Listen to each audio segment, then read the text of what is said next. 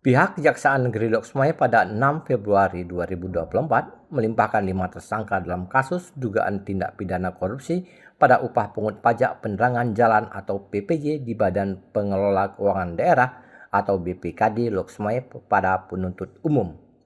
Kelima tersangka tersebut adalah MY, mantan Kepala BPKD Lok Sumawe, AZ, mantan Kepala BPKD Lok Sumawe, SU, Bendahara Pengeluaran BPKD Lok Sumawe, DA, mantan Sekretaris BPKD, dan AS, Pejabat Penata Usaha Keuangan BPKD Lok Sumawe.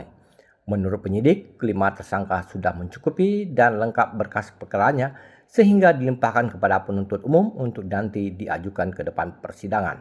Muhammad Azril selaku penuntut umum yang didampingi Kepala Seksi Intelijen Kejaksaan Negeri Lok Sumawe, Terry Gautama, mengatakan kelima tersangka dijerat pasal 2 dan 3 Undang-Undang Tindak Pidana Korupsi dan kelima tersangka ditahan di Lapas Lok Sumawe selama 20 hari ke depan.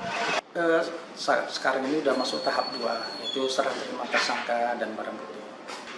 Pasal 2, pasal 3, ini kita dalam tahap 2 ini kan kita tahan dalam waktu 20 hari untuk pertama, dan selanjutnya memang segera akan kita limpahkan ke pengadilan. Dari Lok Sumawe, Denny Mutadi melaporkan untuk Puja TV Aceh.